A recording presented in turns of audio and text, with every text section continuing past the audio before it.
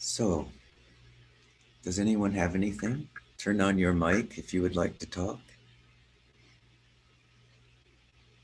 about anything.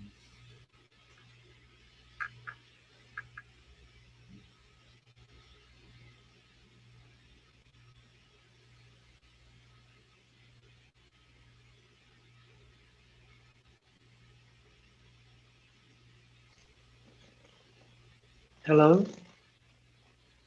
Yes. Hi. Hello, Jacob. Jacob. Hi. Hello. Um, I finished the Vedantic retreat online today, and I don't know. I didn't ask uh, before anyone that if it's okay to mix because you can sense that every teacher has like different energy and different.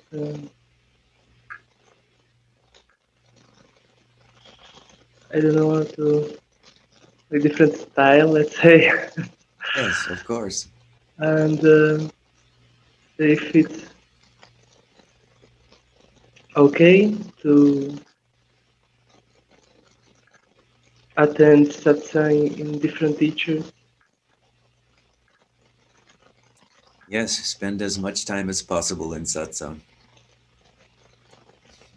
Your whole life is satsang, of course. The teacher is whatever is in front of you, whomever is in front of you.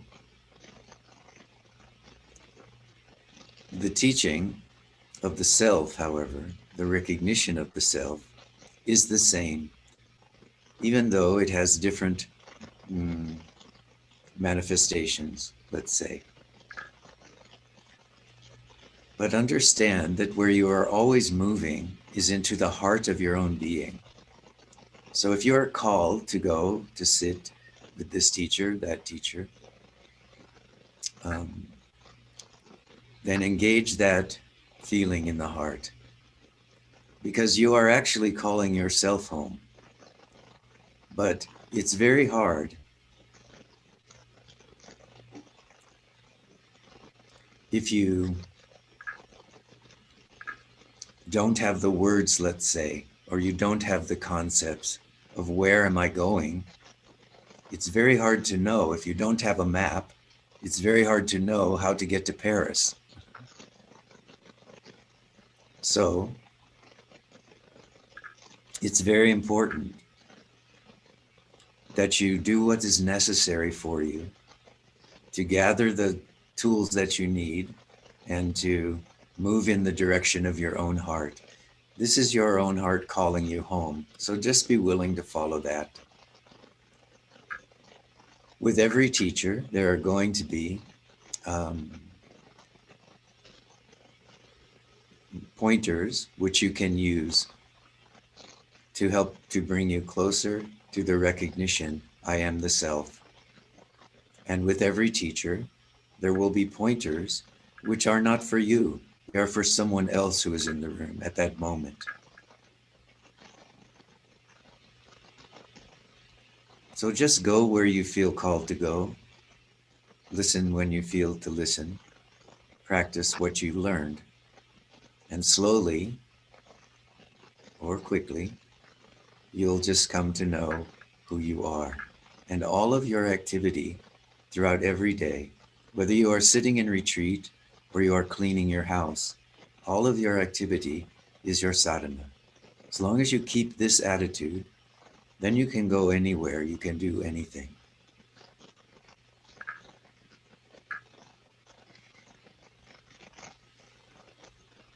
Okay.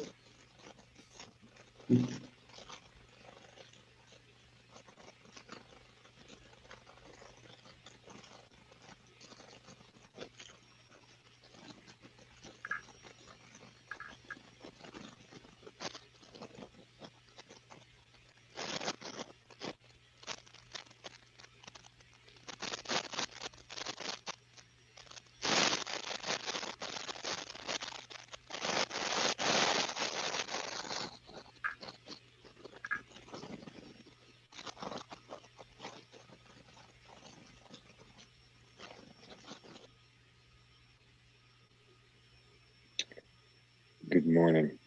Good morning.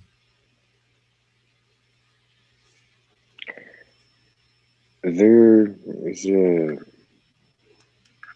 quality of busyness in the ambient tempo of our culture, Yes. both in terms of material productivity and in terms of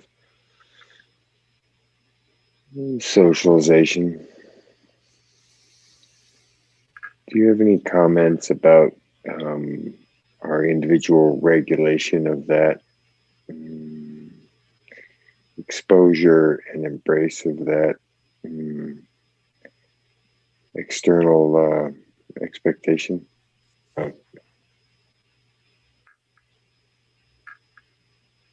So you are saying the world is busy, and how do I deal with that? Right? Yeah, and is there the merits of if everything in front of us is our teacher, then maybe there's no need to regulate. But um, Ah, when okay. I'm faced with a fast current, I often get caught up in uh, the interactions with that in a way that mm, mm, can be um, I can lose track of my own Yes. awareness. Yes. So because I know, JB, that you are sometimes a river rafter, I will ask you this question. When you're going down the river and you get caught in a whirlpool, what do you do? Do you fight it or do you surrender to it until you pop out the other side?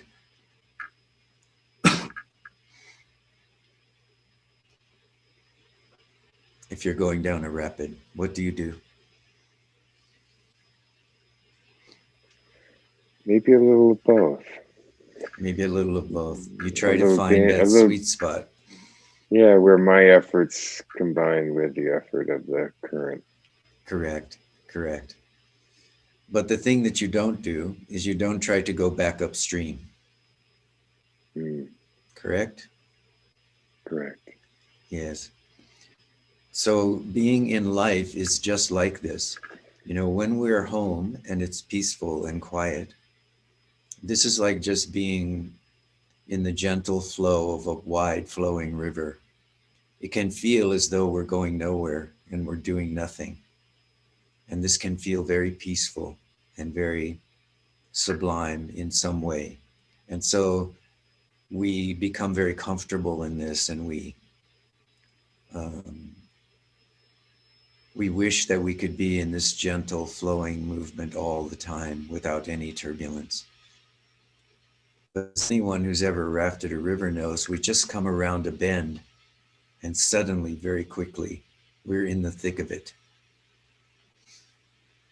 And so then we have to become active. Another way of looking at it is we have to learn to dance with the river at that moment.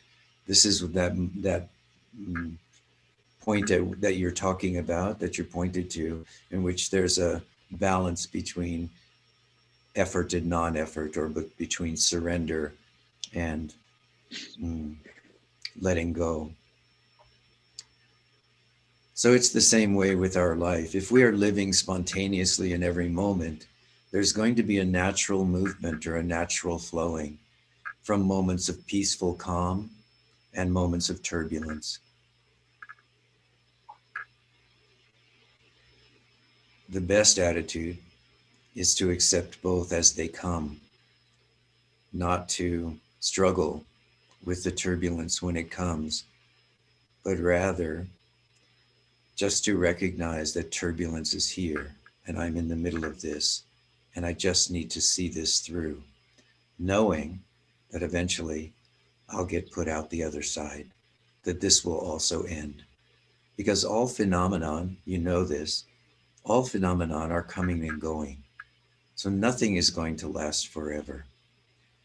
So this is just a helpful tool so that when we're in the middle of the kind of turbulence that you're talking about, when we're in the middle of social turbulence or turbulence at work, turbulence in our home, in our family, as practitioners, there's a simple remembrance: this too shall pass.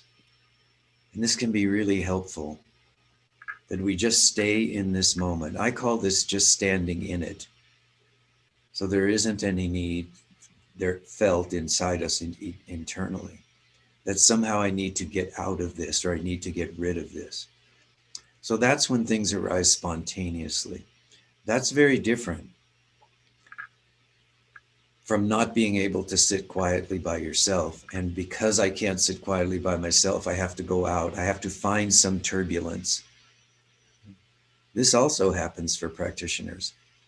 Life gives us an opportunity to sit, to just be here, to have a quiet day, to just flow moment by moment from breakfast to sitting, to having lunch, to going for a walk. Very simple, very gentle.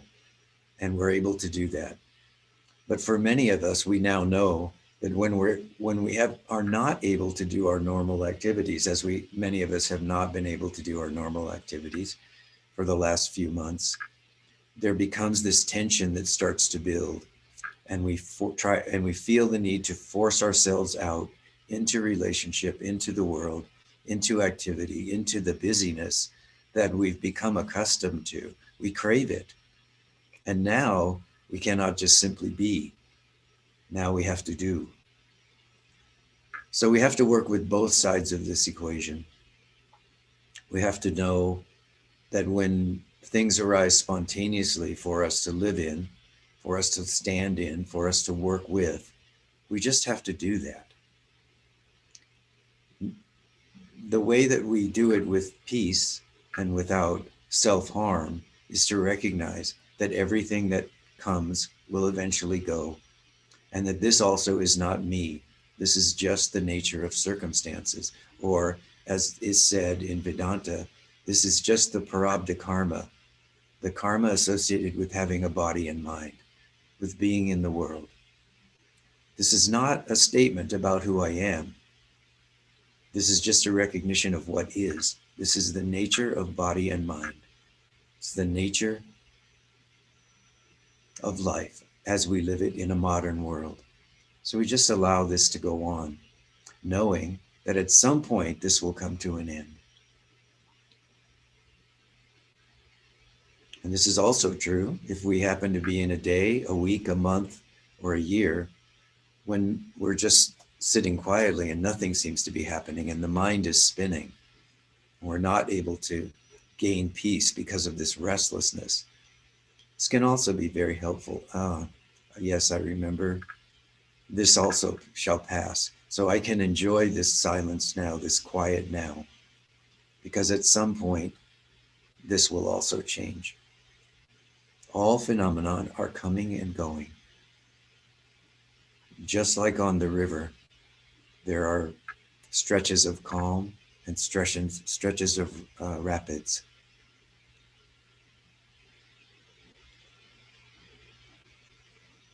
Don't take it personally.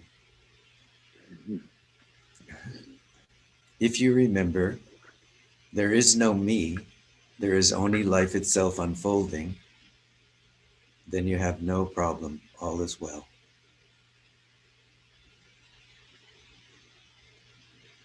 It may be difficult, but all is well.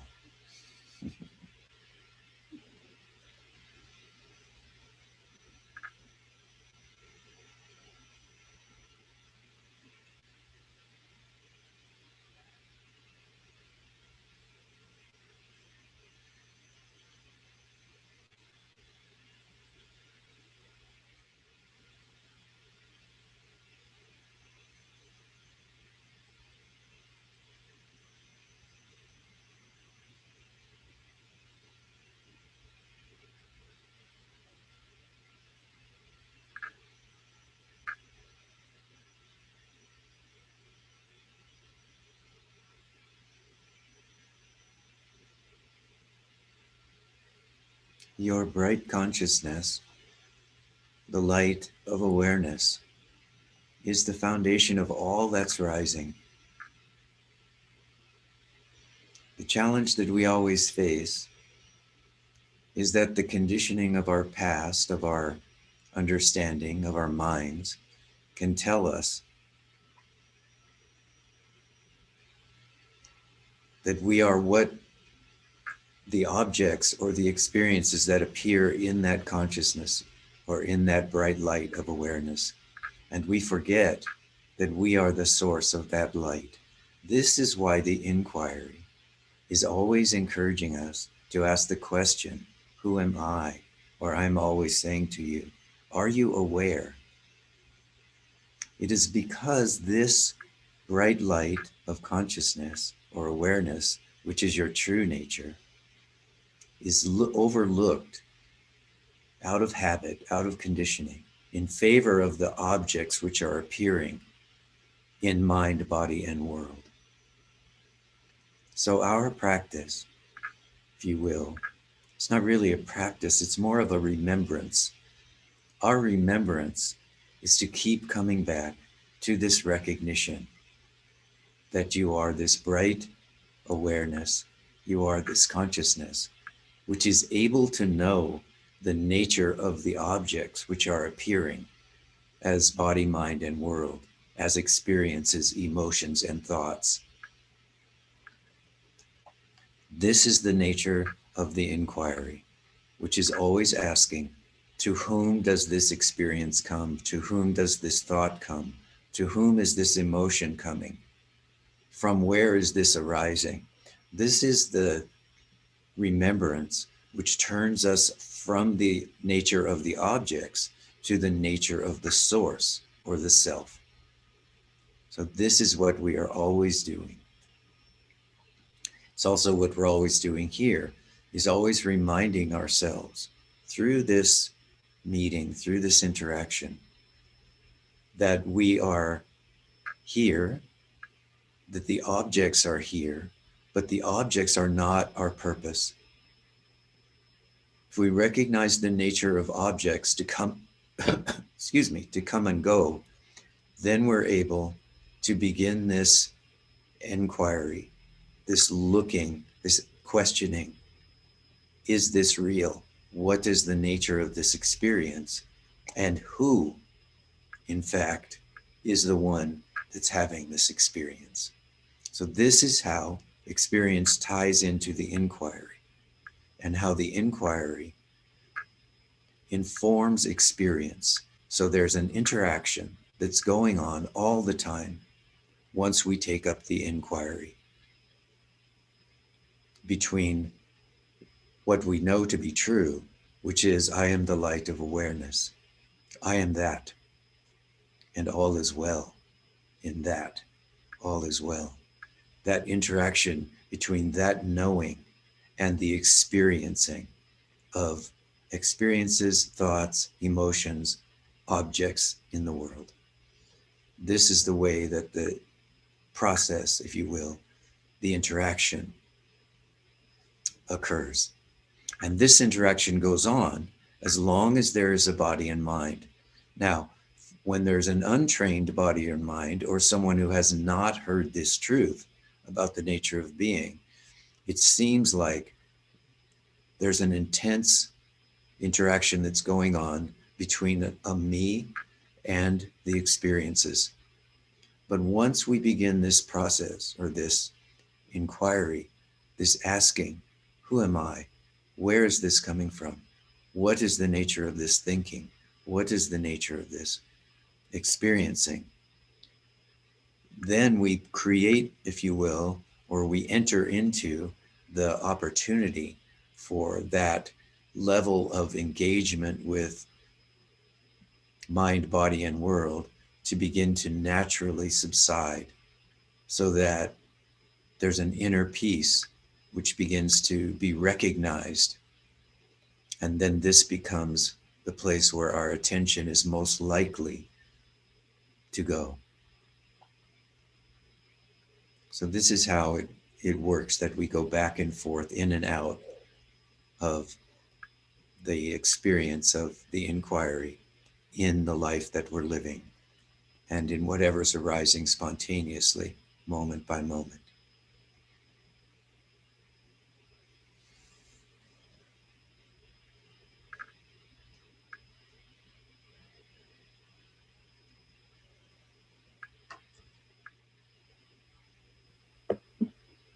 Hello, Rishi. Hello, Brandy. Good morning. Good morning. Just during the meditation today, I realized, or maybe noticed, how much I was trying to be aware. And I've been doing that for a couple of weeks, I think, longer. And as you know, there's been a lot of turbulence in my experience. And I feel like I just recognized how much I was trying to be responsible for it, and trying to be responsible for stopping it. Yes. And during the meditation, I heard your voice in my head say, "There's nothing to do," and I just realized how much I was trying to do something. Beautiful. Yeah. And how much I was trying to be aware when I'm naturally aware. Yes. Yes. Yeah, this is beautiful. And also just acknowledge that you became aware of trying to be aware. This is, and this happens quite naturally. And this is the importance of making effort too, because isn't it, one of the things that happens is that we make effort until we fail over and over making this effort. And then we come to realize, oh, I am just here. If I, yeah, yeah, I cannot make any more effort. So I'm just here. And then we begin to surrender into this natural state of being. Yeah, beautiful. Very beautiful. Yeah, thank you for sharing that.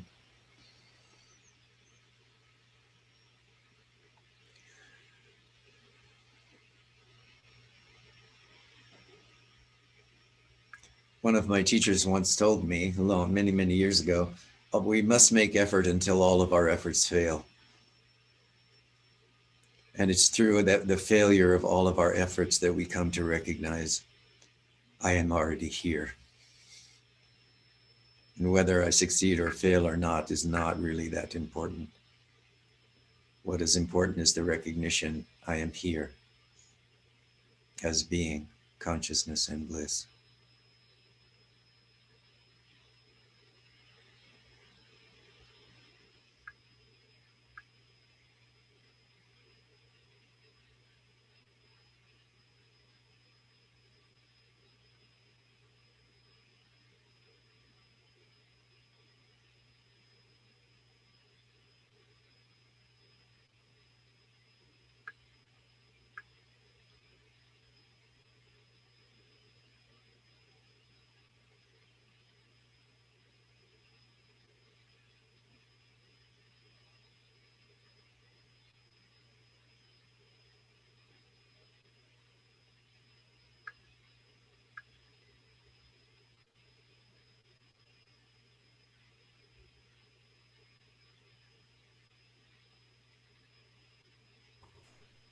Rishi.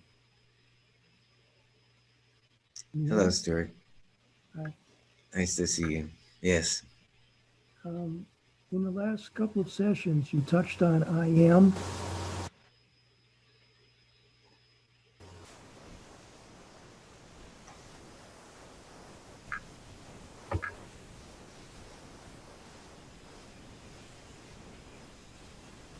Yes.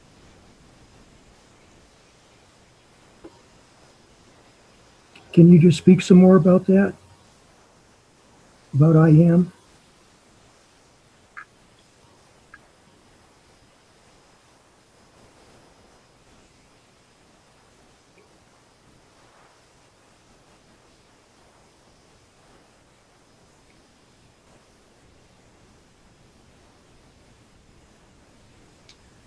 I am is really our foundational experience in the body, isn't it? Yes. If I ask you, do you know that you are? Everyone says yes.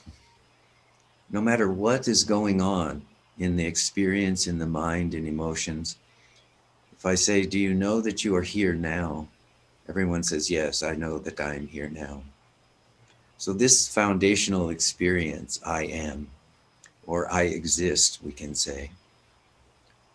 We always know we exist, no matter what our emotional state is, no matter what thoughts are present, no matter what experiences are present. And so in Vedanta, this experience of knowing that I exist is referred to as I am. And it's experienced as the foundation of all other experiences.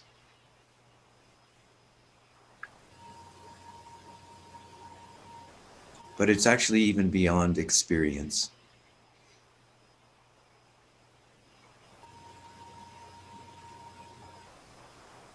In some ways, I can say it's the recognition that there is a self-existing life.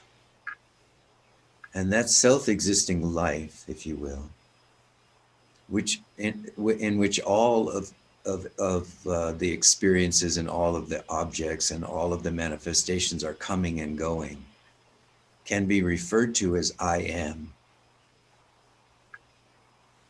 This is how the Bible refers to it. I am that I am. This is how Ramana referred to it, to this direct perception that there is something that we can maybe refer to as life itself, which is here.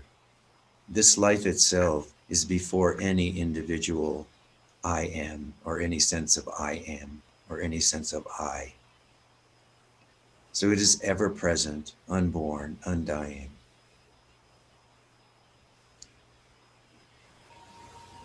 And is the foundation of all that is and all that manifests. So what we are doing with the inquiry, asking this question, who am I, is we are returning to this primal or primary recognition, I exist. And by doing so, we are in effect coming to a place where we can stand or we can sit or we can wait for the direct perception of life itself to shine in our hearts.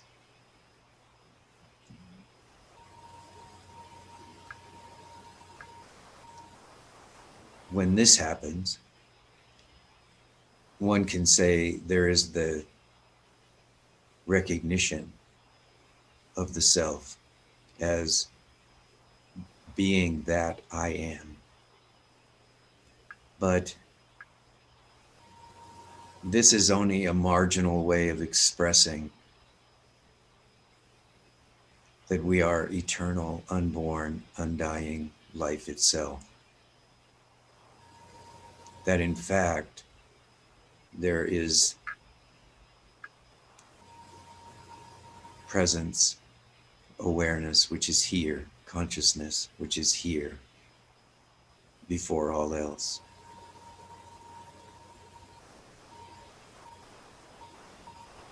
And as in a body and a mind, we do experience this in its purest form, just as the recognition I, or I am.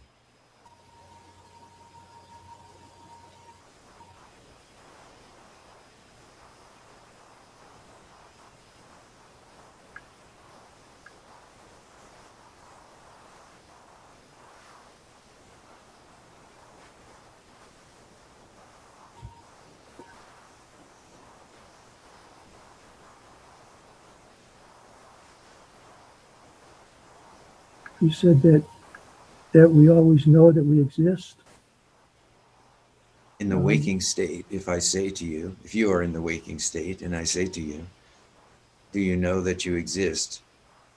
Is there ever a time when you say, no, I don't know I exist?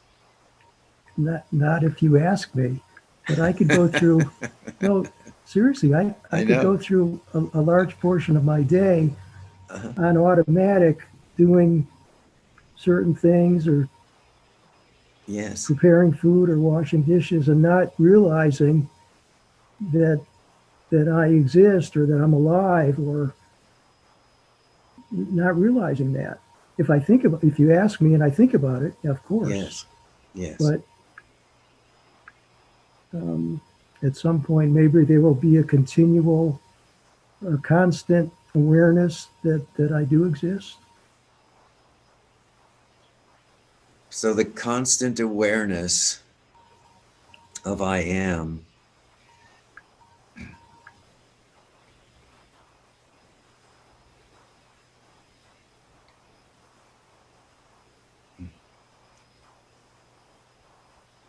this is the rising of silence. So who would know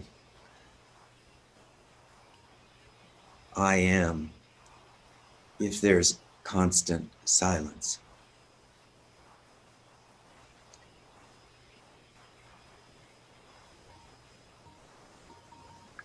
I don't know.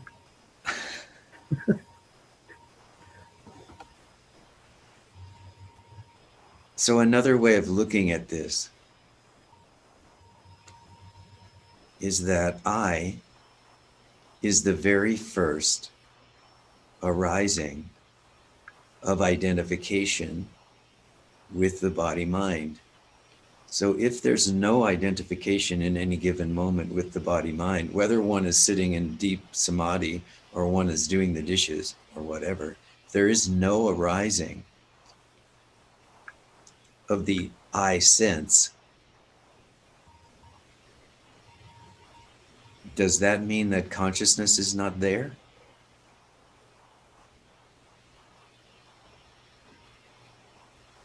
No, no, the consciousness is there. I'm conscious of some things, but not of I am or not of my existence.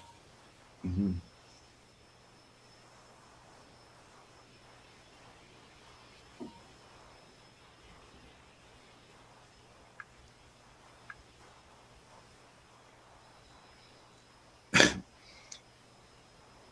So if you let go of this desire to know with your mind that you are, does your existence stop? No, So your existence is not dependent. The existence of consciousness itself is not dependent upon you knowing something or not knowing something. Is this true? correct. Mm.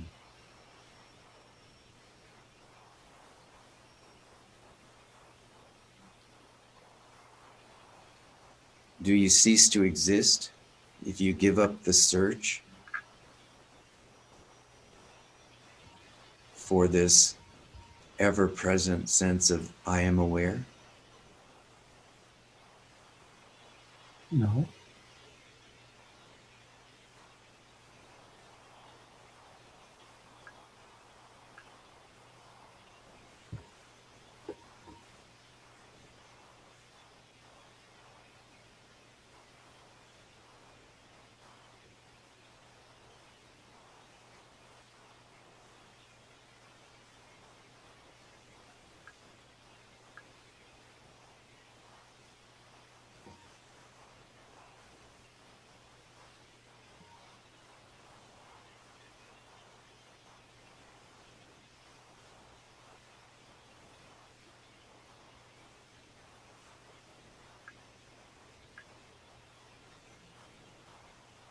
So in some way, it can be said to keep expecting or keep looking for or keep seeking this constant state of knowing in some way that I am aware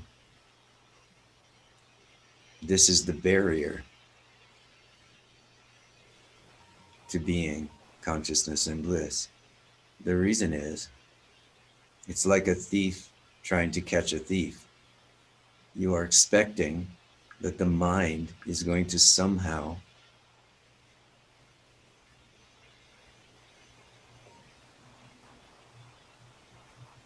be able to be trained or miraculously opened in order to know that which is already true. And this is why I say, if you stop seeking, meaning you stop having any expectation, that you stop looking for any particular outcome, then you offer the opportunity for the recognition I am to arise spontaneously. It will arise spontaneously in an empty mind much more quickly than in a mind that is searching for it.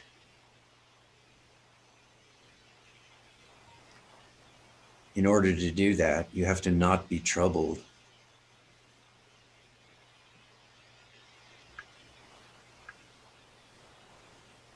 by this expectation that I will someday be able to somehow hold onto the thought or the experience,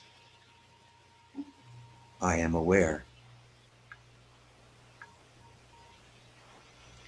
The fact of the matter is that awareness is here, consciousness is here, whether you are waking, dreaming, or sleeping. Consciousness is here, whether there is a recognition in the mind that you are aware or not. All of these recognitions, all of these expectations are desires of the mind. So they cannot be satisfied by the mind. This is like the thief trying to catch the thief. It's never going to happen. So I just encourage you to let whatever is here be here.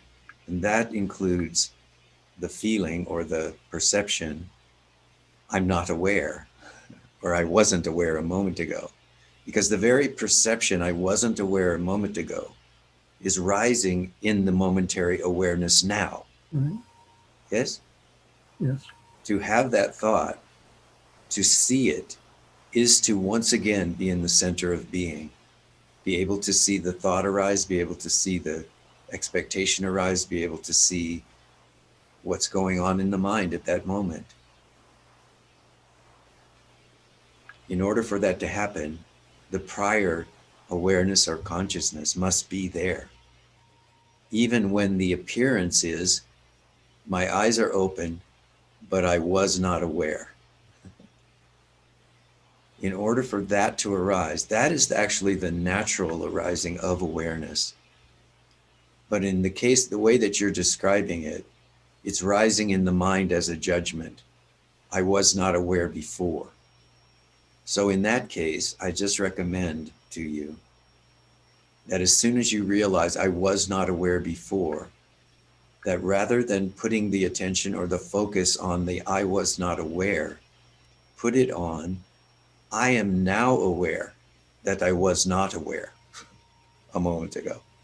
Okay. So that you reinforce this having come naturally by no effort of your own, I might say, by no effort of your own, coming naturally back into the recognition, I am here now. Okay. Even if I wasn't here, even if there's a perception, understand it's only a mental perception. You are always here now. But there can be a momentary perception. In Vedanta, this is called the veiling of the mind, right? The veiling characteristic of mind. So to say I was not aware, all you're really saying is that awareness itself was momentarily veiled by a kind of torpor or a lack of attention or whatever. That may be, you may be able to say that about it quite accurately, but that needs to be followed by the realization or recognition or remembrance. Even though I was not aware then, in order to have seen that, I know I am aware now, or that awareness is present now, in this moment. Then you can go forward in that momentary awareness without looking back into the memory, I was not aware.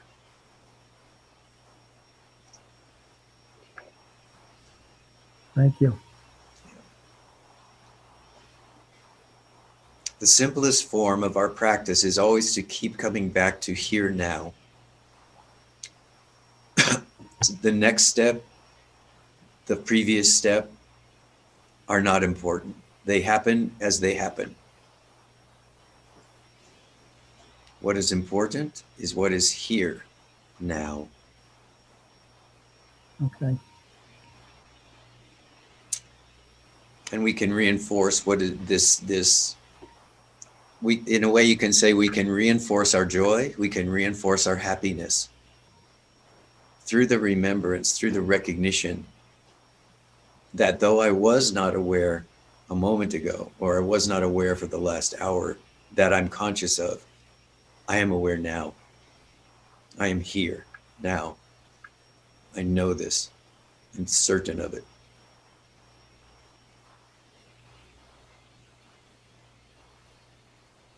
And so in some way, we just simply keep coming back to this recognition that in this here now, all is well. I know I am here now. Okay. And we don't allow the mind to spin off into that conversation about how we were not present, or we didn't understand, or we were not aware. This is the mind, very simply said, trying to grab hold of its position of dominance. The mind says, believe what I'm telling you. But truth says, don't believe anything the mind is saying. Remember, you are here now. If you've seen how poorly behaved the mind is, fine. Drop even that and be here now. Okay. The simple foundation of practice. Thank you. Thank you, Stuart.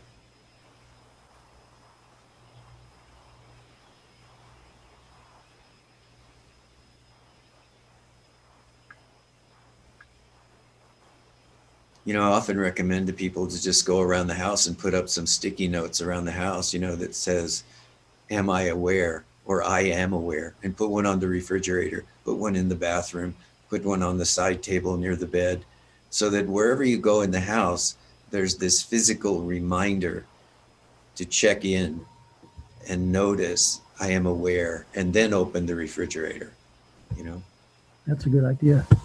Yeah, it really is a simple, helpful tool, so that we just for a moment, we come right back into pristine awareness which is not clouded by any other thought or any other following judgment. It just reminds us here now, or even just to put here now and stick that around, so that when you're doing the dishes, you remember to be there. When you go into the bathroom, you remember to be there. When you open the fridge, you remember you are there. You are in this moment fully.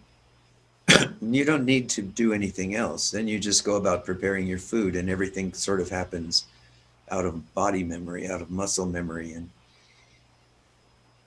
And this is, muscle memory is a really good thing, right? When you know that you have a favorite thing that you like to cook, and you've done it 100 times or 1,000 times, you can just get all the ingredients out, and then you don't need to stand there reading the recipe. You just go through, and it just sort of happens automatically. And this is in a thought-free state, just from the memory of it. Well, our practice of the remembrance of here now is also like this. We just remember, like learning a musical instrument. We learn the notes, we practice the notes over and over, and then one day we sit down and we play the song without remembering the notes. So this is the same, very similar to that. Okay.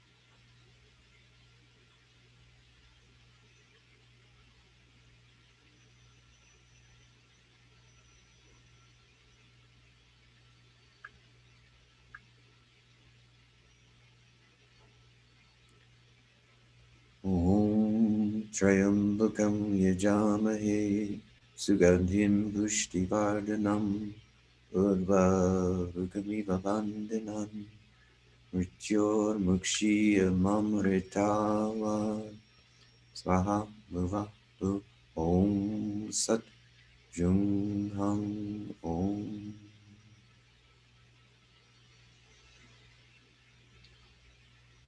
Om Shanti, Shanti, Shanti.